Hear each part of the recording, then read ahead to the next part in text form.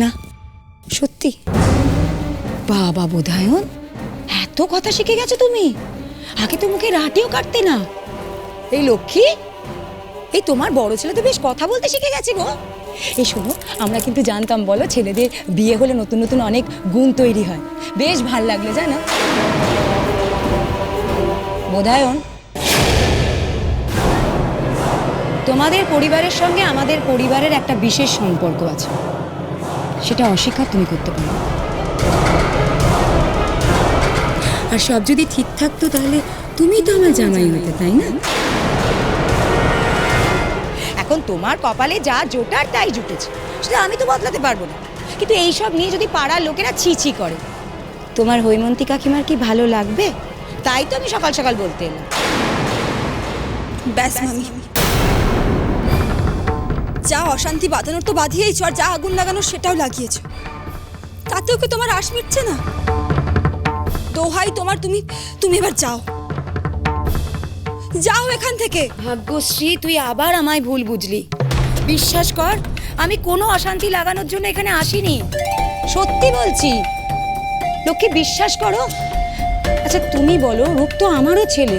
এরকম অবস্থায় দেখে আমার সত্যি দুশ্চিন্তা হচ্ছিল, সেই জন্য সকাল সকাল তোমার বাড়িতে এলাম। আসি গো লক্ষ্মী, ভালো থেকো। হাসছি ভাগ্যশ্রী।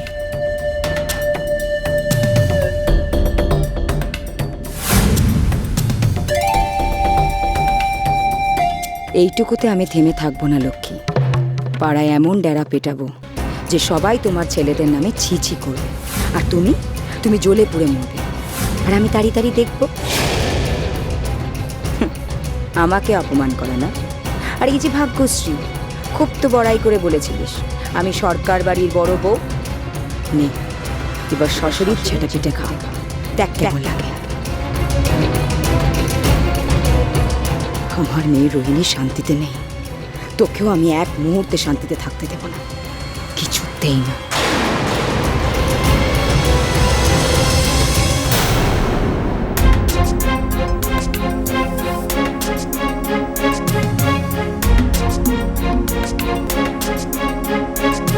মা, ঘরে চলো। সব শেষ করে দিল, সব কিছু শেষ করে দিল। এই মেয়ে বাড়িতে ঢোকার পর থেকে আমার সংসার সব কিছু শেষ করে দিল। কি চাও কি তুমি? তুমি আমার ছেলেদের এইভাবে হাতের মুঠোয় করতে চাও? তুমি নিজে যেরকম স্বাধীন চেতা, তুমি আমার ছেলেদের মনের মধ্যে একই জিনিস ঢোকাচ্ছ। কেন কেন করছো এটা তুমি? এই বাড়িতে কোনোদিনও আমাদের ছেলেদের মধ্যে কোনো রকম ঝগড়াঝাটি হয়নি আজ অব্দি। কোনো ভাইয়ের সাথে ঝগড়া হয়নি। আজকে কিনা ছোট ভাই বড় ভাইয়ের উপর কথা বলছে গলা তুলে। ছি ছি ছি ছি ছি। আর আমার রূপ কিনা রাস্তায় মদ খেয়ে পড়েছিল। আমি কল্পনা করতে পারি না, আমি কোনো দিন এটা কল্পনা করতে পারি না। আজকে এই বাড়িতে যা কিছু ঘটছে, যা কিছু হচ্ছে, সব কিছুর জন্য একমাত্র তুমি দায়ী। মা, তুমি ভাগ্যশ্রীকে দায়ী করছো কেন? এতে তো ওর কোনো দোষ নেই। সব বাবা মারা তাদের ছেলেদের বিয়ে দেওয়ার আগে মেয়েদের বংশ, তাদের পরিচয় কেন দেখে জানিস?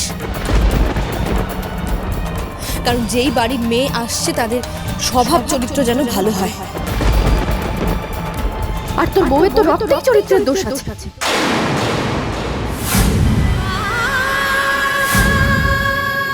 ওর মায়ের রক্ত তো বইছে ওর শিরা শিরা।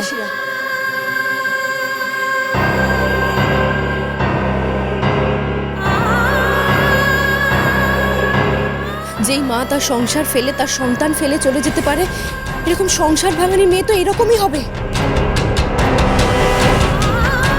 মা প্লিজ, তুমি আমাদের দোষটা, আমাদের ভাইদের দোষটা তুমি ভাগ্যশ্রী ওর মায়ের ওপর কেন চাপিয়ে দিচ্ছ? বোধি, আমি যেটা বলছি সেটা একদম ঠিক।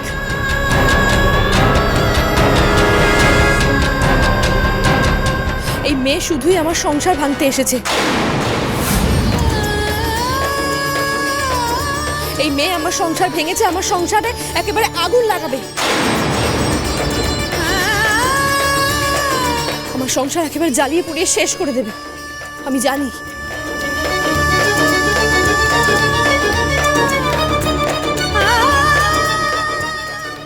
আর তোর বউয়ের তো রক্তেই চরিত্রের দোষ আছে। ওর মায়ের রক্ত তো বইছে ওর শিরা শিরা। মা, কাজটা কিন্তু তুমি ঠিক করলে না।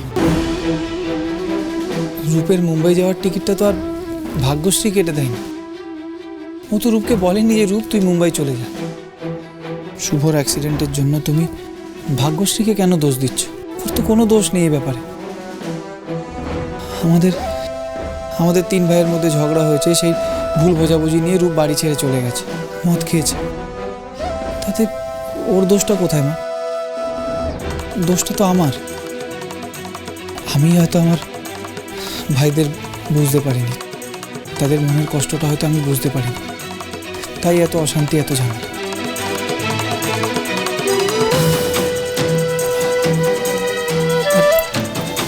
তাছাড়া মা, তুমি তো সবসময় আমাদের শিখিয়েছো যে অন্যায়ভাবে অন্যকে দোষ দেওয়ার আগে নিজের ভুল, নিজের দোষটা দেখা উচিত।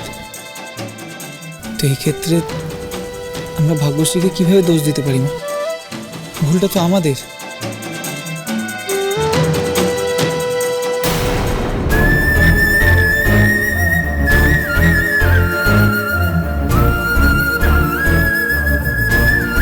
আমাকে ভাগ্যশ্রীর সাথে কথা বলতে হবে। আমি জানিও খুব কষ্ট পেয়েছি।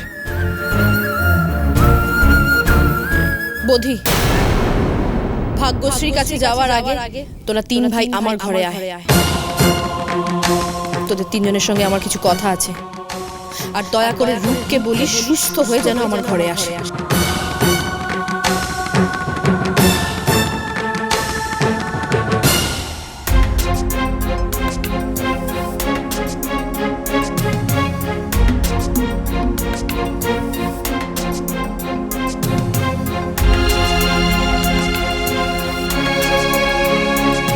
আজ তোদের বাবার ছবির সামনে দাঁড়িয়ে তোরা 3 ভাই প্রতিজ্ঞা কর, একে অপরের হাতে হাত রেখে বল, পৃথিবীর কোনো শক্তি তোদের 3 ভাইকে আলাদা করতে পারবে না। রূপ, তোমার কি কোনো ফ্রিডম নেই, কোনো স্বাধীনতা নেই? You don't even have this much of guts রূপ কি তুমি তোমার গার্লফ্রেন্ডের সাথে বাড়িতে না বলে মুম্বাই যাবে? আমাদের সংসার কেউ ভাঙতে পারবে না। তোরা 3 ভাই সব সময় একে অপরের সঙ্গে থাকবি। বিয়ের পর যখন তোমার বাড়ির লোক জানতে পারবে যে আমরা অব্রড গিয়ে সেটেল করবো আর তাতে আপত্তি করবে, তখন তো সেটাও আটকে যাবে। রূপ, এক ভাই আরেক ভাইকে ছেড়ে কোথাও যাবি না, কোনোদিনও না। রূপ, তুমি এমবিএ পড়ছো কেন? Tell me. এরকম একটা পুরনো পাড়ায় পড়ে থাকবে বলে, নাকি হোল লাইফ একটা দোকান হ্যান্ডেল করবে বলে? Tell me. তোদের বাবার ছবির সামনে দাঁড়িয়ে তোরা কথা দে, তোমার কাছে তোমার ফ্যামিলি আমার থেকে অনেক বেশি ইম্পর্টেন্ট। তুমিও যে এতটা স্পাইনলেস এটাও আমার জানা ছিল না। রূপ, বল বাবাকে এটা।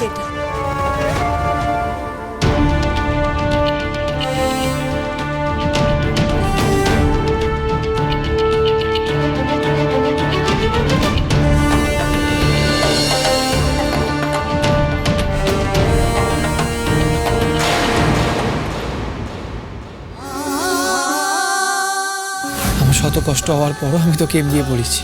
কিসের জন্য? তোর নিজের স্বার্থের জন্য। আমি এমবিএ নিয়ে কেন পড়াশোনা করেছি? একটা ছোট্ট দোকান, কেরানির মতো ফাইল ঘাটবো। বর্দা ভাই, তোর কথা রাখতে গিয়ে আমি আমার স্বপ্ন, আমার ইচ্ছে সবকিছু জলাঞ্জলি দিয়ে দেবো।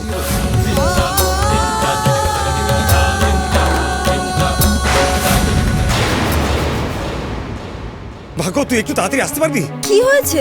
আরে তোর মামি হঠাৎ করে রিয়ার বিয়ে ঠিক করেছে। রিয়ার আগে চলে দরজা বন্ধ করে দিয়েছে, ঘরে দরজা খুলছে না। হ্যাঁ, আমি এক্ষুনি আসছি, দাঁড়াও।